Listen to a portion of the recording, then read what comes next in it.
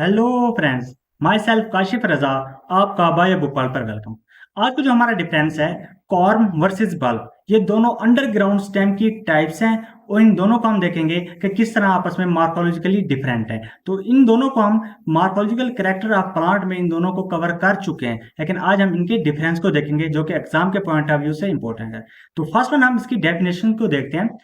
The thick, solid and rounded condensed underground stem with few internode is called corm।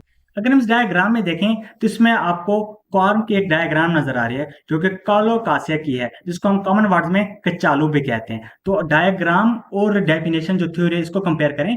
Thick solid, ये आपको thick भी नजर आ रही है और सॉलिड फॉर्म में काफी ज्यादा। राउंडेड एंड कंडेंस्ड, ये राउंडेड भी है, देखें ये आपको राउंडेड फॉर्म में नजर आ रही है, राउंडेड है। सेम ऐसे अगर हम इसका क्रॉस सेक्शन करें तो आपको इस तरह का नजर आएगा, राउंडेड फॉर्म नजर आएगा।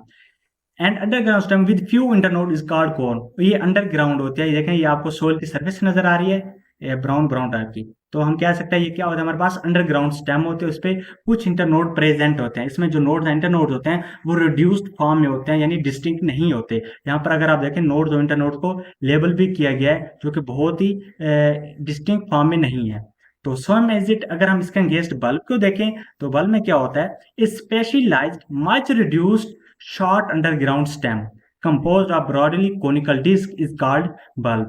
अगर हम इसी डायग्राम में देखें तो इसमें आपको फर्स्ट वन नजर आ रही है, एक मोडिफाइड कॉम्पैक्ट स्टेम जिसको लेबल किया गया है। ये देखें यहाँ पर आपको इस टाइप की मोडिफाइड कॉम्पैक्ट स्टेम नजर आ रही है। देखें ये हमारे पास है much reduce short underground stem.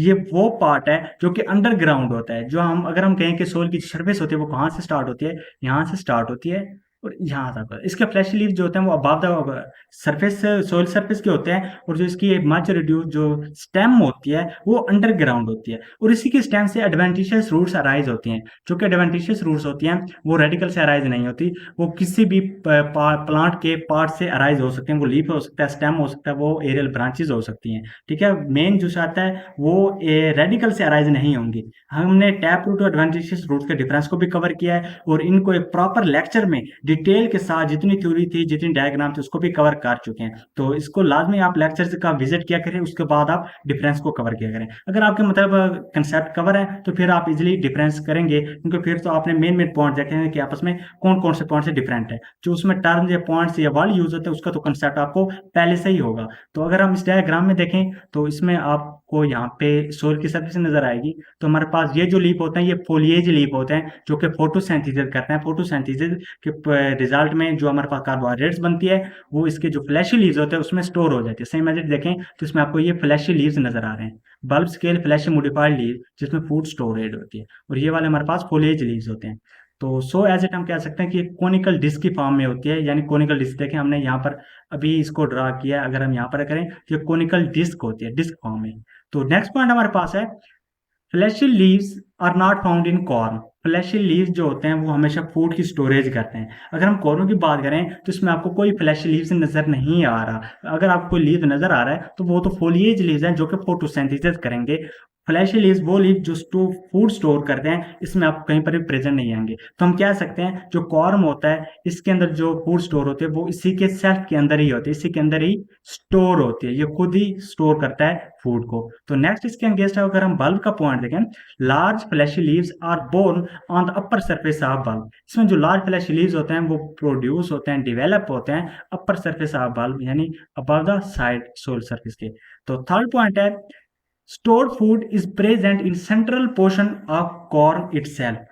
जो इसमें कॉर्न में जो स्टोर्ड फूड होती है वो इसी में ही स्टोर होती है, क्योंकि कॉर्न में वो अंडरग्राउंड स्टेम है और आप कह सकते हैं ये थोड़ा सा ट्यूबर की फॉर्म है, यानी स्वेलन होती है, थिक होती है, जिसके अंदर फूड स्टोरेज होती है।